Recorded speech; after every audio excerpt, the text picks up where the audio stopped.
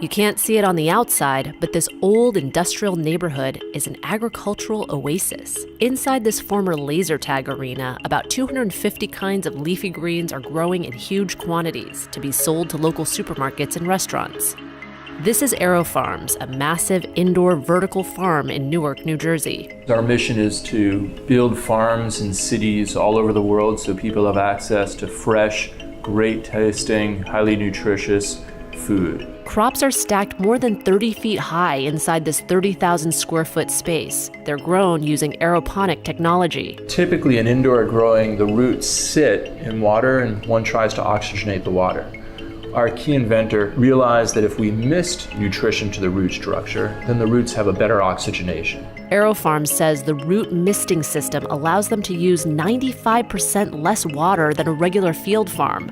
They also use no pesticides or herbicides. Instead of soil, plants are grown in reusable cloth made from recycled plastic. And instead of the sun, there are rows and rows of specialized LED lighting. A lot of people say, sunless, wait, plants need sun.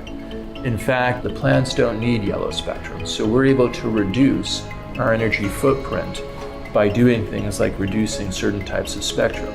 This sophisticated climate-controlled system cuts the growing cycle in half, so crops can be grown all year round, but with a much smaller impact on the environment.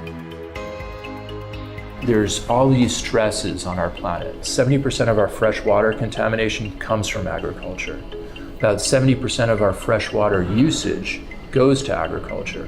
1/3 of our arable land has been degraded in the last 40 years. All these macro trends point to the fact that we need a new way to feed our planet. One of the early champions of vertical farming is Columbia University ecologist Dickson Despommier. In 1999, Despommier and his students proposed that vertical farms could feed overpopulated cities while using less land and less water.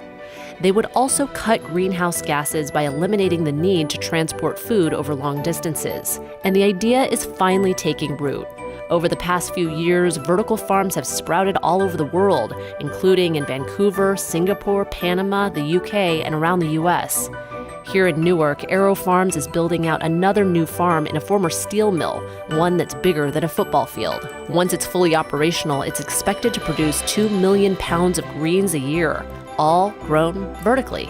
We listen to the plants very carefully to try and understand what they're telling us and try and optimize all these different qualities of a plant. It's a tough business, but it's one that's going to stay and it's going to have a bigger and bigger impact. Do you think vertical farms will help solve our food production problems? Let us know in the comments below.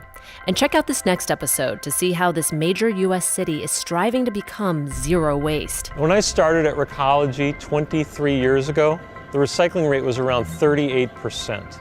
Today, we've more than doubled that. So far, San Francisco has diverted 80% of its waste away from landfills, and its success has been getting global attention. Thanks for watching, and be sure to subscribe for more Seeker stories.